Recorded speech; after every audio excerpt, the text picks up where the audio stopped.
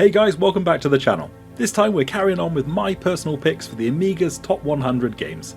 Last time we looked at numbers 100 to 51, and this time we're finishing the list. The game you're looking at is Shadow of the Beast 2, and this was the first game that I ever saw on the Commodore Amiga. It came with the Screen Gems pack, which had Deluxe Paint 2, Days of Thunder, Back to the Future 2, Nightbreed, and of course Shadow of the Beast 2. As an introduction to the system, the graphics looked absolutely amazing. The game not so much, very difficult, probably one of the hardest games ever made. You pretty much have to cheat. Go and talk to the first guy, ask him about 10 pints, one of the most famous cheats ever. Ask the guy about 10 pints and you get invincibility and you can't die. However, that is not the end of it. The game is so difficult, so tricky to follow that you can actually mess up puzzles. You can forget a key, you can jump in the wrong direction, you can hit an incorrect switch, and that's it. Unbeknownst to you, you've completely locked the game up, you've soft locked the game, there's nothing else you can do to continue. Years and years later, I finished this game. I had to use save states and the invincibility cheat, and somehow it still felt like an achievement. So how did we get our first Amiga in the house? Well, we actually went on holiday and we came back to find we'd been burgled. All our Sinclair Spectrum stuff had been stolen, tapes, games, systems. I think we lost a couple of TVs, and with the insurance money the family was able to buy the Commodore Amiga, and from there it was just about playing new games, copying games, buying new games, and we've already been through a few already, like Shadow of the Beast and Sword of Sodan, that was amazing at the time. But as we shall see, a game doesn't necessarily have to have great graphics to be a good game, it can just have good gameplay. And with that said, let's carry on with our second part of our Amiga Top 100, starting at number 50.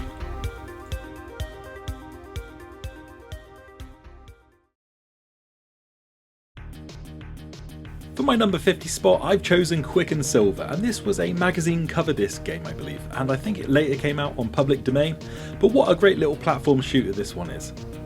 Fantastic gameplay, great music by Chris Holzbeck, a legend in the Amiga community, and this game's actually a bit of gaming archaeology or history, because this game was the first home appearance on any home system of Sonic the Hedgehog.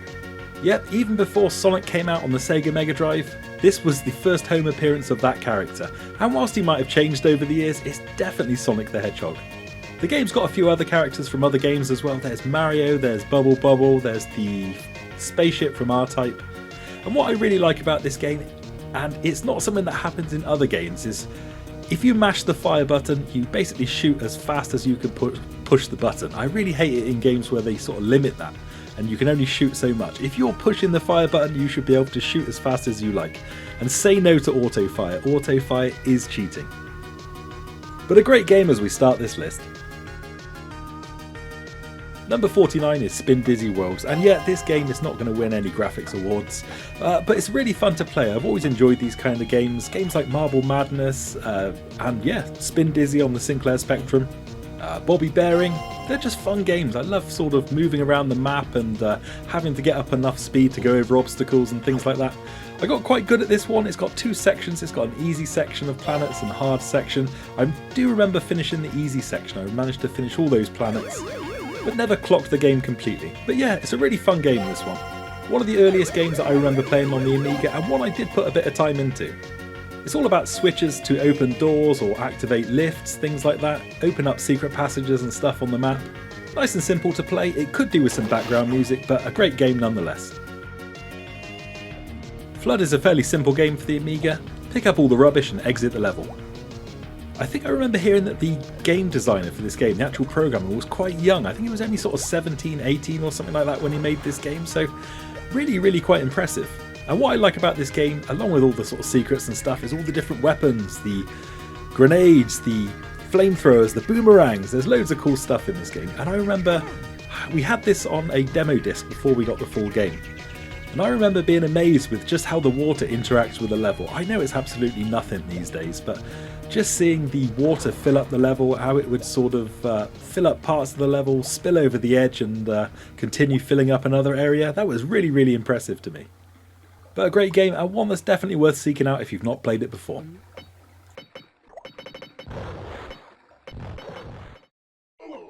Rubicon's a game that I don't think is that well known on the Commodore Amiga. I only ever had this on a bunch of copied discs, but I really enjoyed this one. Back when I was a kid, I remember playing through the first few levels of this, but it was quite a difficult game.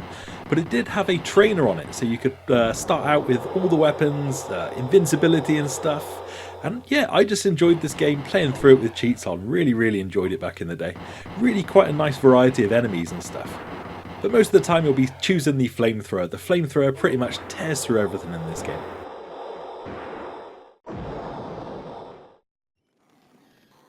At number 46 is Myth, and this is a game that I remember far more on the Sinclair ZX Spectrum. That was a great version of the game, really colourful and really great gameplay as well. The Amiga version is a completely different game though. Quite a few puzzles and a bit tricky to figure out to start with. You've got to do certain tasks before you can progress. But yeah, great visiting different historical locations and stuff and chopping things heads off. This game did get a version on the Amiga CD32, but to me it doesn't look any different. No real improvement to graphics, no fancy CD soundtrack. Bit of a missed opportunity of a great game.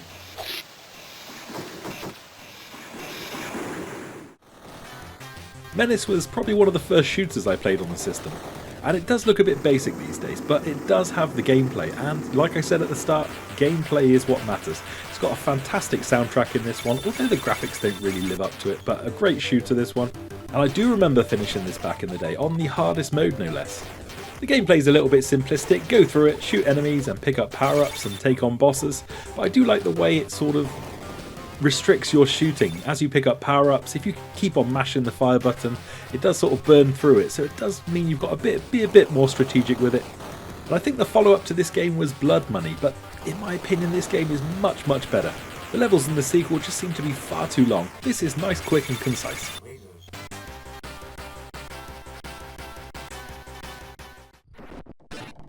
Switchblade 2. Now this is a game that I did own back in the day. I had the full-priced original release of this game. I don't know where I got it. I probably swapped it with someone. But really cool graphics. I remember being impressed on the later levels with the water and stuff. It just looked really cool. Some of the levels in this game are quite extensive, and there's a bunch of secret passages, hidden power-ups and stuff. And it's all about collecting money to buy power-ups and stuff from the shops. There's also a great version of this game on the Atari Lynx, which is definitely worth checking out.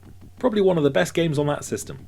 If there's one thing I do dislike about this game, it's the spikes. Now every platform game has got spikes in it, but this one has got a sort of hidden spikes that rise up out of the floor. There's no clue that they're there, you're just walking along and that's it.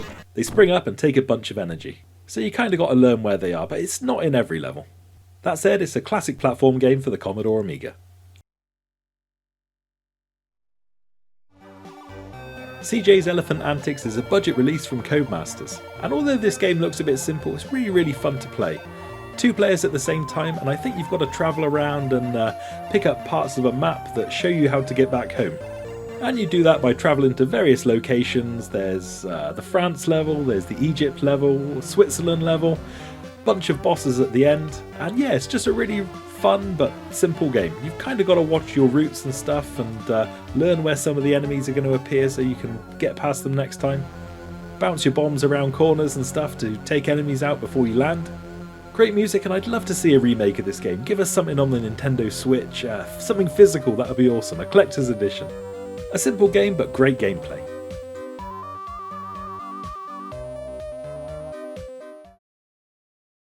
Number 42 is Moonstone, and I'm sure this appears on lots of people's lists. Me and my friend Big Mike were big fans of this game, and I used to go around his house and we used to have 2-player games on this. I'm not sure we truly knew what we were doing, but really enjoyed the different battle scenes and stuff. And I can remember getting an absolute bollocking from my parents from coming home far too late because we were up late playing this. But really cool fight scenes and really quite gory for back in the day as well. I'm never sure we actually found out what you have to do. I know you have to take out the other 2 knights, and I think you have to go to the top of a tower or something to complete the game. I can't remember. All we know is we enjoyed playing this, fighting off the enemies and stuff and seeing the gore, and eventually fighting each other. Just so much fun to play.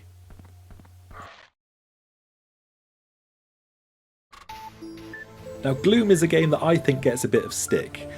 But really this was the first proper attempt of Doom on the Amiga. Well, more like Wolfenstein 3D on the Amiga. The Amiga's just not suited to these sort of 3D visuals at all. It's not its strength. There were a few games that tried to give us this first-person action on the Commodore Amiga, games like Alien Breed 3D, 3D2, The Killing Grounds, Fears, what was the other one? Breathless, which is probably the most graphically impressive of them all. But this ran on a stock Amiga 1200 or an Amiga CD32, and although it was very low resolution, it was actually a lot of fun to play this one. I finished this game, I got right to the end, and me and my friend always talk about the disappointment at finishing this game. The game itself was great, but the end screen was congratulations, you have completed Gloom, and that was it. What a disappointment. But the game itself, I absolutely love it. I'll hear nothing bad said about Gloom, despite its low resolution.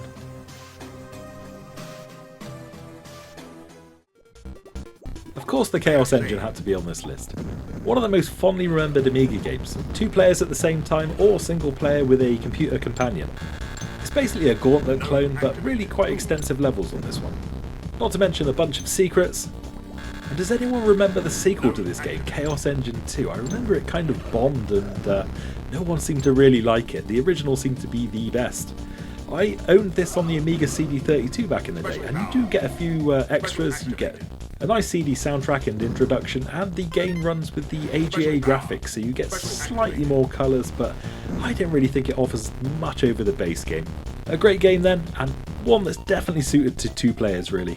Go into this game with a friend and you'll have a great time. At number 39 is Rodland, and I think this might well be the Amiga's best home conversion of an arcade. But I don't think there's a bad version of this game on any system. It seems to play really well on whatever system. Even the Sinclair Spectrum version of this game's great. It's kind of an advancement of Parasol Stars and Bubble Bubble, but it plays really well, and again it's got another awesome Amiga soundtrack, this one. It's pretty much got everything the arcade has as well. It's got all the bosses, as far as I know it's got all the levels as well. And of course 2 players at the same time where it's best suited. I really enjoy playing the arcade of this game, so finding out the Amiga had such a great home conversion was just awesome. Swiv is the follow-up to Silkworm, which we saw in the last episode. You've still got the helicopter and the jeep, but this time you're going from the horizontal view to a top-down one. Again, it's another game that's best played with 2 players. You kind of need the extra firepower. It gets quite difficult quite quickly, and I think the first level is a little bit too long, but I do enjoy this game. Another game that came on a massive pile of discs, and it came with a trainer, so I used to play this game all the way through with cheats. Used to really enjoy it. Kind of feels weird discussing cheats. They're not really a thing these days, are they? You might get sort of DLC or something you pay for that makes you more powerful in a game, but entering cheat codes, it's kind of a thing of yesteryear. At number 37 is Saint Dragon, and this is a great conversion of the arcade original. I really enjoy the arcade of this. I find it really playable, and the Amiga version I think does a great job. It does slow down and get a bit jerky, but it's still got all the essentials of the game, and it really does a great job of recreating that arcade soundtrack, one of the best soundtracks on the Commodore Amiga. And one thing the game does copy from the arcade is the difficulty. This is an extremely difficult game no matter what system you play it on. But you do get better and better with practice. At number 36 is North and South, and this came out on a few different systems, but definitely best at home on the Commodore Amiga. 2 players against each other, and really fun game this one, having sort of on-screen battles and stuff, and areas where you've got to sort of beat the train and get to the end as fast as possible whilst the other player tries to battle against you. Blocking the other player's railway routes so they can't make money, and of course the on-map extras like the Mexican and the Indian guy who will take out an entire army. This is a game that does need 2 players. It's not much fun on a 1-player game, but pretty legendary on 2-player.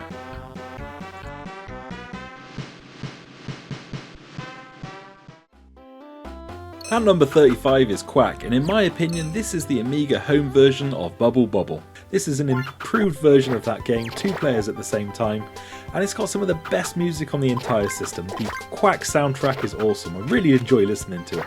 But the game's really fun to play. It's not complicated. Pick up keys to open doors, destroy enemies with eggs and stuff. It is a game that's a lot stronger as a 2-player game though, much more fun playing this with a friend. Developers Team 17 made a bunch of great Amiga games like Project X and Super Frog, Alien Breed, but from their games this simple game is probably top of the list for me.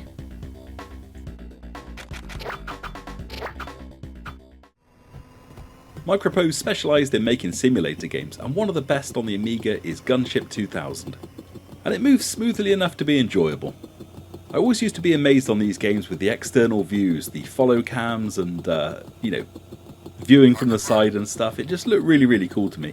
Games like F-15 Strike Eagle 2 kind of had it, but yeah, this is a great simulation game. And this might have been the first game of this type that I played, this proper simulator type of game. Really, really cool.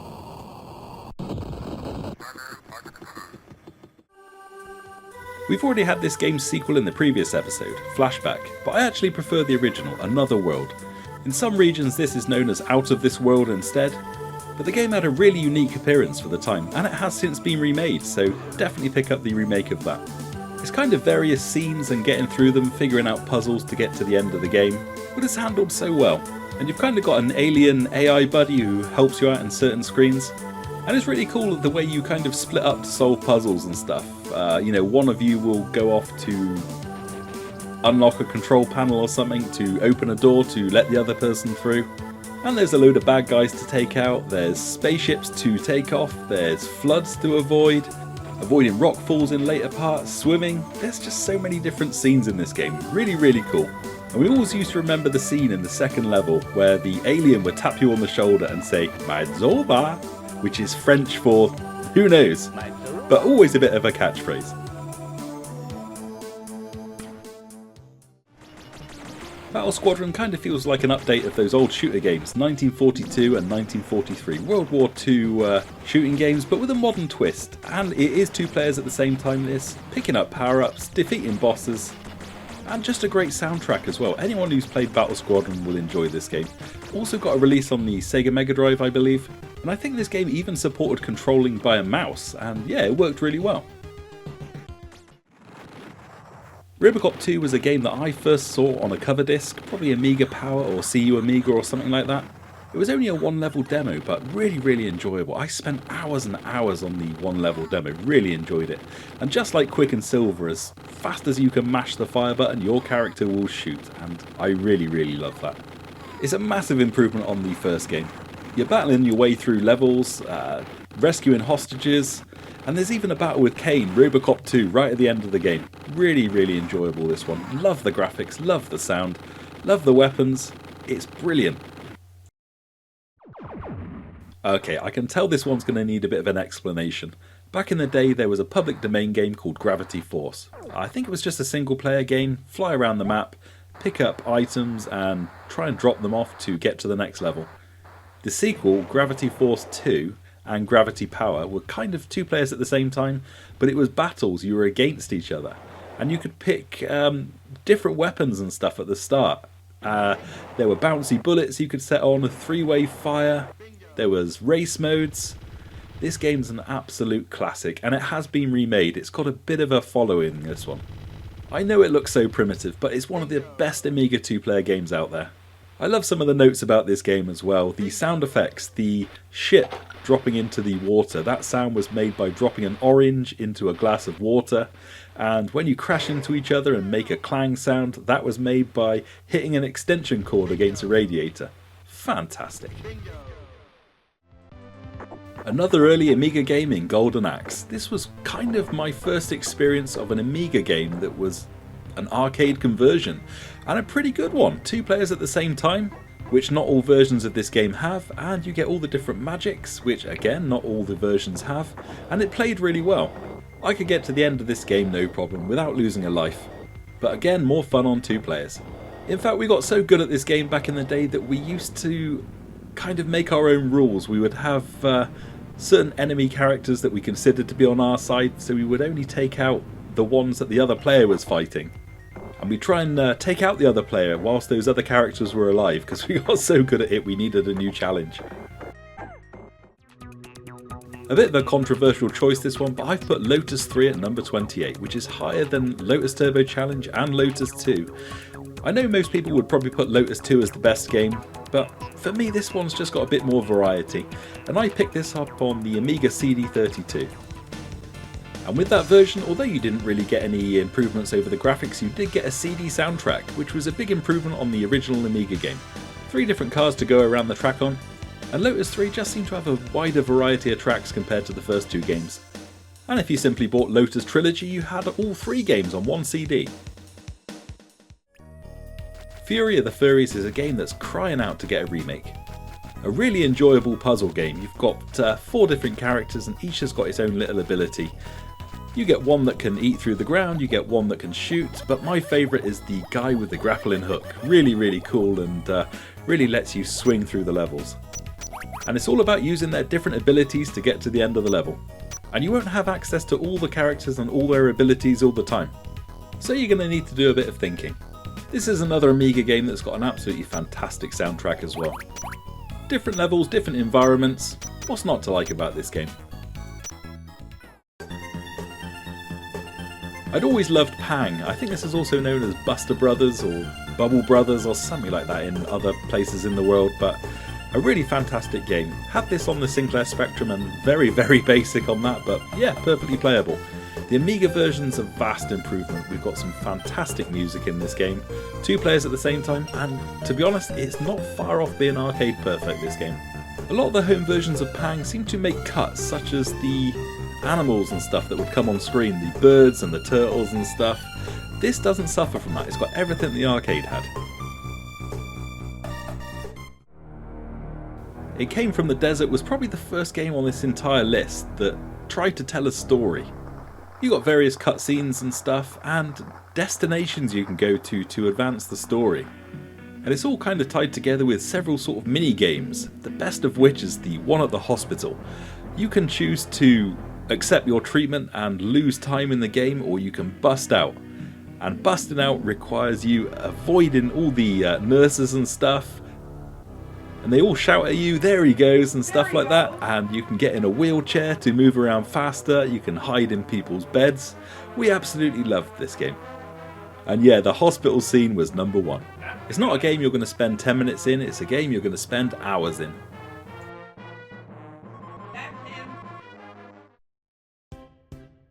As primitive as it looks, this is where SimCity began. To be honest, I'm kind of surprised I even started this game up as a kid, let alone figured out what you need to do. But once it clicked, I really liked it.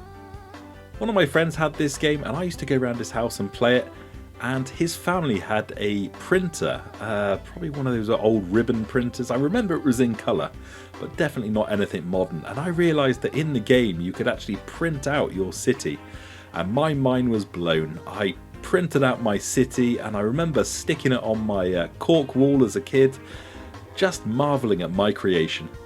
There's definitely better versions of this game and more modern ones as well, but for me the original holds a certain charm. Number 23 is Disposable Hero, and this is very close to being the best shooter on the entire system. These graphics running on a 1MB Amiga were pretty special. But I've included the CD music from the Amiga CD32 version, which is the ultimate version to play. A very difficult game, but one that's crafted so well. And what I really like about this game is a lot of the enemies are one time. That is it, they appear once in the game. There's not endless armies of the same enemy type. There's one of them, that's it. It makes its appearance and it leaves. And there's just so much care that's been put into the graphics of this game. Small wonder then why this game goes for ridiculous money online. And with that CD soundtrack, it's even better. Another game that's crying out for a remake. Liberation was a game that came bundled with my Amiga CD32. I started out with the Amiga 600 but eventually traded it with my friend who had this CD32 with a bundle of games. A great little upgrade. And I was marvelling at the capabilities of this new system, not to mention that soundtrack. Really cool atmospheric soundtrack in this game. Kind of a bit of a dungeon crawler, finding keycards and stuff to open doors, different weapons and stuff. And this game's got a fully voiced animated intro as well. Really showing off what the new hardware could do. I think they're malfunctioning. Before bug-based shooter Mushihima Sama came Apedia on the Commodore Amiga. The soundtrack to this game is very close to being the best one on the entire system. I can even remember loading this into Octamed, the Amiga music tracker, and trying to make tracks of my own. But it's not just the music, it's the graphics in this game. Really impressive for the time. And it had some fantastic bosses in this game, but it was very, very difficult. This is not an easy shooter at all. It's a power-up based shooter, a bit like Parodius, where you can pick different power-ups, and it's kind of important that you use the right ones in the right situation. I could make it about halfway through this game, but that was about it. But I have seen all the game with trainers and stuff. And yet, one of the best games on the Commodore Amiga, and another game that we need a remake of, or even just a re-release. If you want to buy this legit on the Commodore Amiga, it's probably going to cost you about £300 in good condition. That's how sought after this game is. When you want the absolute fastest first-person racing game on the Commodore Amiga, it's got to be Vroom. I think this game was released simply known as F1 on other systems by Domark. I may be wrong about that, but I believe it's the same game. And it's not just the speed, it's how well this game runs, even with multiple cars on the track. It runs really, really smoothly. And you've got a really decent view distance ahead of you as well. Not to mention stuff on the side of the track, you've kind of got vector-based pits, which look really, really cool. A bunch of different tracks, and this one plays really, really well. And it's another game that I think supports mouse control as well to sit in for analog movement. Really, really cool option to have that. Rainbow Islands is a game that topped the Amiga Power Top 100 list of games. And it seems to be a game that always features fairly highly. We had this back on the Sinclair ZX Spectrum, and I think I put that fairly highly in my Spectrum top list as well. But the Amiga version was something else, really close to the arcade, and it had the colour. For a game called Rainbow Islands, you need all the colours of the rainbow, and this version finally had it. And it had a few extras missing from the Spectrum version, such as the secret rooms. And it finally played at the proper speed. I always felt the Spectrum version was a little bit slow and sluggish, not a problem at all in the Amiga version. Another really great game that looks really basic is Jet Strike, and this is an absolute classic. This game has got loads of different types of aircraft that you can pilot around. And whilst it might take a little time to get used to the controls, this game is so much fun to play. Get the Amiga CD32 version and you get the CD soundtrack that you're listening to now. I used to just love flying the planes around in this game and getting them damaged so it's harder to fly, or the engine's cut out and you've got to glide home. Landing with no undercarriage and trying not to explode as you hit the runway. There's also a decent range of maps and different weapons and stuff you can arm your planes with. It's a great game even on a stock Amiga, but with that CD soundtrack it just makes it even better.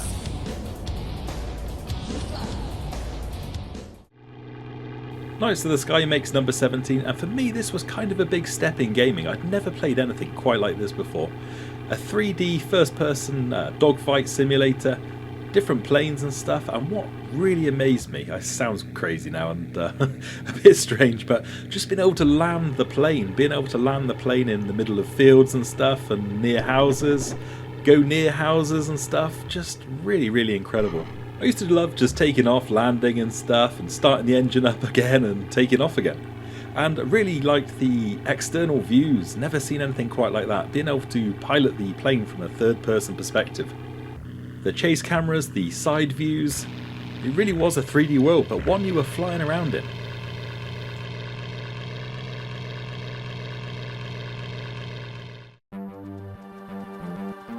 A bit of an unknown one here, but this is Escape from Colditz. It kind of felt like a bit of a natural evolution of The Great Escape from the Sinclair Spectrum.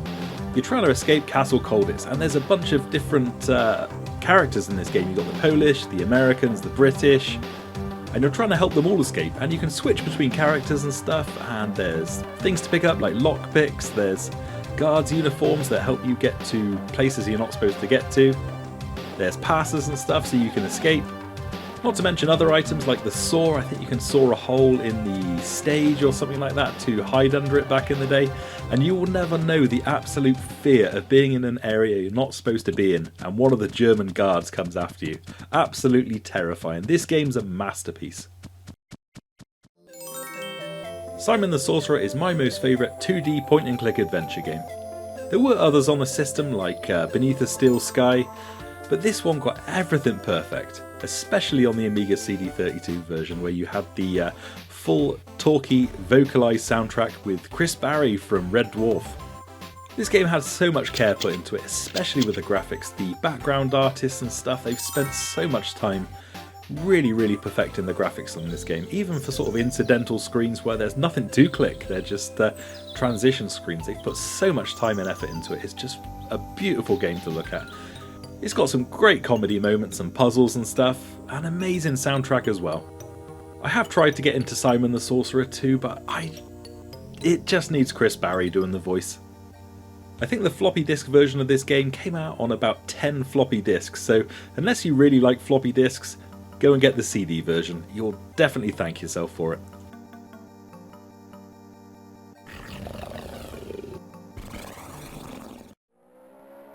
Skid Marks and Super Skid Marks are probably the best multiplayer games on the system. 4 players at the same time, and this is absolutely an Amiga party game. When I first sort of came to putting this list together, I was sure Micro Machines would be on there somewhere. I played Micro Machines again and it's rubbish. It's terrible. I can't remember why I ever liked that game, but Skid Marks is a massive improvement on that game formula, especially if you've got an expanded Amiga with 2 megs of RAM. You can have different models on the screen rather than all using the same car, different tracks, and it plays so well. Once you've got the hang of the controls and drifting around the corner and getting your car sideways before you even get to the corner so you drift around it, it's pretty much perfection. Now I know some of you are going to be thinking, how can you miss some of these games off the list? Games like Sensible Soccer aren't on this list because I don't really play football games, and Cannon Fodder, I know people are going to be saying, where's Cannon Fodder? Well, for me this was Cannon Fodder. This was the better game, Theatre of Death. I much preferred this game. It's a similar kind of formula, but you've got vehicles and stuff, quite big maps and stuff, you've got parachute drops. And I still own this game to this very day. I don't have many Amiga games physically anymore, but I made sure to buy this one. Loads of missions and really playable, this one. When it comes to presentation and games on the Commodore Amiga, Psygnosis made some of the best games on it. The most graphically impressive games like Shadow of the Beast 2, Agni, Lemmings, but for me this is pretty much top of the list. Pretty much everything hit perfectly in this game. The music, the graphics, the sound, the gameplay. And those music tracks are some of the best on the entire system. Loads of cool enemies and big levels, bosses. What's not to like? Top Gear 2 I've covered in my best racing game episode, but it's such a great game. Maybe not as impressive as the Lotus games, but this has got the gameplay. It really is a playable game. You've got different engine upgrades and stuff you can get for your car, turbos and stuff. And yeah, I really like being able to gain positions. I know I keep going about it, but positions, being able to overtake cars so you go from 15th to 14th so you know you're making progress. I don't know why some games miss that out. Pretty much the same on the Commodore Amiga CD32, but it has got a CD soundtrack, and the CD soundtrack is brilliant, so that's the version to go for. Midnight Resistance was very highly rated in my Sinclair Spectrum episode, one of my most favourite games on that system. So when this arrived on a bunch of floppy disks one day, I couldn't wait to play it. Midnight Resistance, but 16-bit. I know people really like the Sega Genesis version of this game, and it has got fantastic music and gameplay. But it hasn't got 2 players at the same time. That's something that seems to be missing from a lot of versions of this game, but not the Amiga version. You can have 2 players at the same time. And it's just like the arcade. You've got all the weapons of the arcade, you've got the backpack items where you've got nitro, shower, homing missiles and stuff. You've got the flamethrower, you've got 3-way. And this is just a game I've got fond memories of, playing with my brother, 2 of us, both of us working together trying to get through this game. This one's one of Data East's finest arcade games. Frontier Elite 2 is another game that came bundled with my Commodore Amiga CD32. We're looking at it through emulation here, so everything's really fast and smooth. When I was playing it on my Amiga CD32, in some of these scenes it was probably running at about 2 or 3 frames a second, but this is what it should look like. A space trading game, and absolutely massive. There's loads of different worlds and stuff you can go to in this game. There's space stations, enemy craft, dogfights, you can trade, you can buy new craft. And I was really into this game. Back in the day when we were at school, we were doing our first important exams, and they were quite important, and everyone was supposed to be studying for them. I didn't do any studying whatsoever. I was staying up half the night just playing this game, so Maybe I should have done a bit better and put the games down for a bit, but I really enjoyed it. Exile is a game that first came out on the BBC Micro, and it's kind of hard to explain this game. It's kind of about exploration, it's kind of about shooting things, but it's also about puzzles, and the puzzles in this game are really quite tricky to figure out sometimes. I think you're trying to get a bit of equipment that was stolen, and you need to get it back to take off and finish the game. This game did get a release on the Commodore Amiga CD32 that you're looking at now, and it's good, it's interesting, but I think the graphics lose something. Yeah, they look a bit more fancy, but I don't know, I don't think the styling's quite as nice. I much prefer the original game. The graphics were fine first time, didn't need any changes. The most memorable thing about this game for me is the monkeys. Now, it wasn't uncommon in Amiga games to sample sounds from various films and stuff to get sounds for your game, but in this one, I swear it's the sound from the Knights of Ni from Monty Python. Take a listen.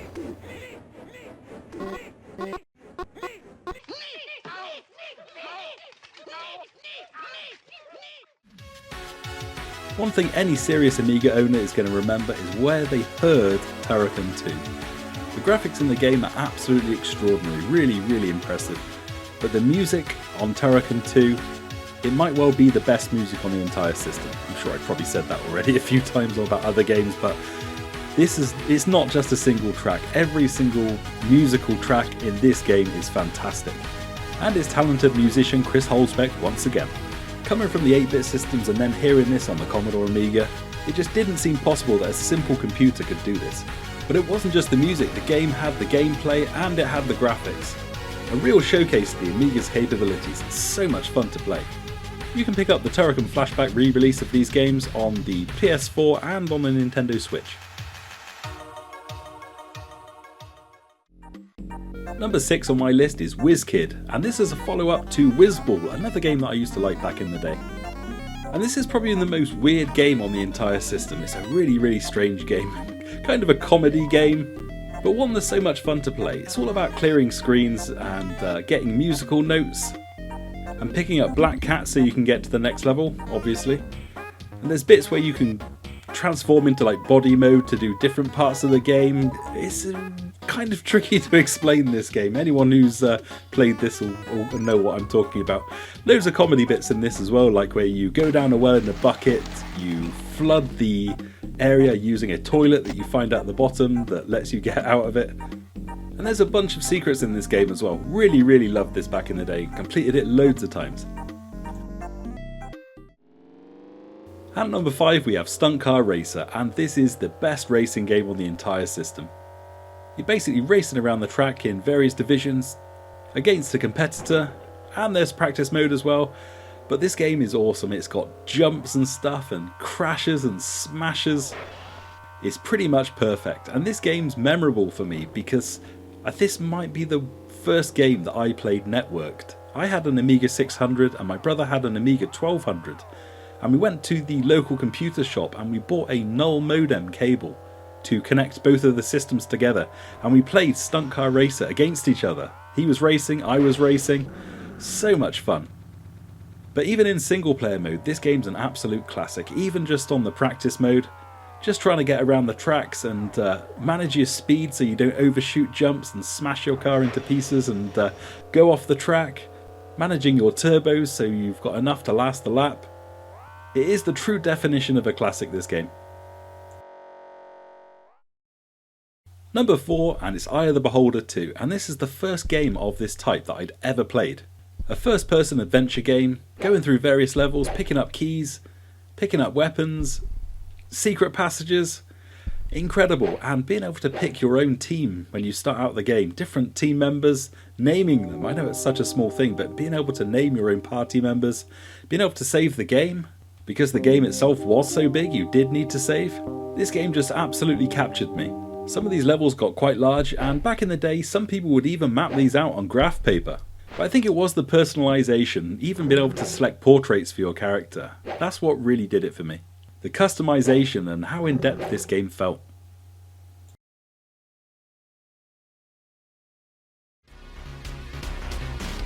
The number 3 spot for me goes to Turrican, the first game in the Turrican series. I know a lot of people may well prefer the second game, but for me the first one is where it's at. It's just got a greater variety of levels and stuff, and it has got equally as great music as the second game, I'd say. Just a bit of a landmark game for what the Amiga could do with sound and music. I remember playing this on a demo disc, and we got the full game later on, and I can always remember playing late at night on my brother's Amiga before I even had one, this game, and getting stuck in the alien levels and finally making the way out and getting to the last world and wondering where you have to go at the top of the tower and finally finding the exit. Getting through it and completing the game. I was so happy to finish this game, really enjoyed it. And definitely one of my biggest memories on the Commodore Amiga, finishing this game for the first time. And it lines us up perfectly for the second game. Before the Elder Scrolls Skyrim there was Morrowind, and before Morrowind, quite a bit before it, was Hunter on the Commodore Amiga. If you judge this game purely on its 3D graphics, you're really missing out. Some people like to compare this game to Grand Theft Auto, the first game of its type. Walking around and getting in helicopters, loads of different vehicles in this game. There's boats, there's windsurfers, there's bikes, cars, tanks, trucks. Not to mention the actual missions you're supposed to be doing as well, taking out generals and destroying buildings and stuff. And yeah, there's a bunch of different weapons in this game. There's grenades, there's mines, timed explosives, and some of the other vehicles can fire rockets as well and drop bombs. A really amazing and complex game, this one. And you can just spend hours and hours in this game. You will spend so much time, maybe not even just playing the missions, maybe just starting out, flying a helicopter to an island and just exploring and trying to survive for as long as possible. Watch out for the sharks and the enemy soldiers. Not to mention the enemy soldier vehicles.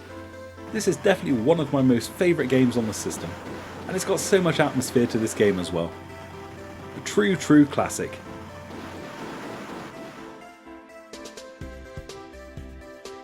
Well, we've got through 99 games for the Commodore Amiga now. Hopefully there's some new ones there you'll see, or maybe even old ones you'll remember. But it's time to look at number one, and for me there's no other game that even comes close to this one.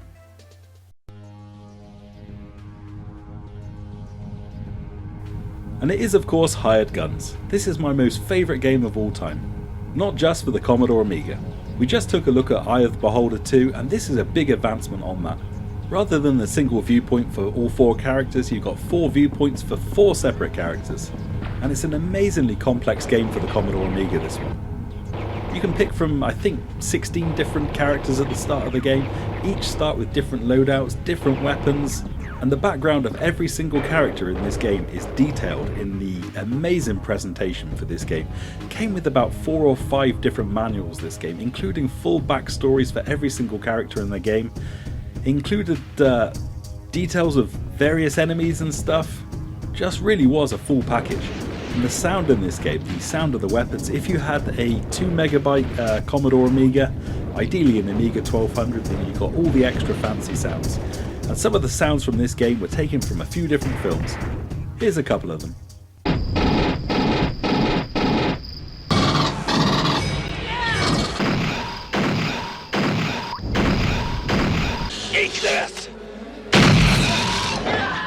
There's a big world map in this game and various locations you can go to, and you've got to pick up 4 nuclear cores to blow up the planet. And not every area has a core. Some of these areas you might want to just explore just to pick up weapons and really interesting items. And there's a bunch of extra weapons in this game you can pick up, and not all ones that you start out with either. So it really is worth exploring all these levels in detail. But on some levels your 4 characters may start in different parts of the map, and it's about using one character to help another character progress, activating lifts or bringing in key cards, or even building bridges over certain areas to get to areas that you couldn't reach before. Not only is this a fantastic single player game, it's actually 4 players at the same time if you want, and you can have deathmatch, and they've even included a bunch of extra levels after the game, even just single player missions where you can just play short games. I was absolutely addicted to this game. Even when I got the demo disc, a friend lent me the demo disc and I played that for months, even before the game itself came out. And it's a game I love to this very day.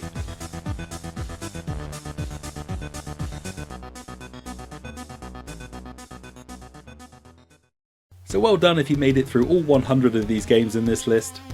Anyone's top 100 is going to be completely subjective, and I know there's people that are going to be missing games like Sensible World of Soccer, Monkey Island 2, Speedball, Cannon Fodder of course, Pinball Fantasies and Dreams, Gods, Megalomania. There's just so many great games for this system. There is the Amiga Mini system out now, so you can relive some of these old games, and I know a lot of people are hoping for an Amiga Maxi, a full-size recreation of the Commodore Amiga. That's what everyone's hoping for at the moment. Let's hope that pays off. If you want to buy an actual Amiga these days, particularly an Amiga 1200, you better start saving. The costs of those have gone through the roof. But to be honest, I think you're better emulating these systems. They run with quite odd resolutions and stuff that TVs don't like. A lot of people run a TV and a monitor. It just seems easier to emulate these systems now. It's kind of a shame that the Amiga did die. It was such a great system. And for me, there's a few things that killed it off. Number one, of course, was bad management. When the company got bought out, they didn't have a clue what they were doing. And a series of bad decisions led to the end of the system. But of course, there were a couple of other things going on. Around the time of the Amiga's death, everything was kind of about one-on-one fighters, Street Fighter 2, which the Amiga attempted, but let's face it, it was rubbish. We did get a release of Super Street Fighter 2 Turbo on the Amiga CD32, and looks-wise and audio-wise, it's absolutely fantastic, but the system's just not fast enough, and the gameplay is far too slow and jerky, even if it is still somehow impressive. Another thing that killed the Commodore Amiga, in my opinion, is Doom. Doom and 3D first-person shooters. The Amiga just couldn't do it. The only way they could do it is if you bought a really expensive accelerator card for your Commodore Amiga, but no company's going to release a game based on everyone owning this accelerator card, are they? If the base hardware can't handle it, it's a non-starter. And the final thing that I think put the end to the Amiga was the AGA chipset on the Amiga 1200. When we were looking for a new exciting Amiga, what did we get? A few more colours. That was about it. It wasn't really much faster. Still couldn't play Doom. It was just a bit lackluster. And really a bit of a missed opportunity that sealed the Amiga's fate. But I love this system, and a system's all about the games. If the games are good, it doesn't matter. And I got some great gaming memories from this machine. Well guys, I hope you enjoyed this list. Thanks for sticking through it. Take it easy, and I'll see you next time.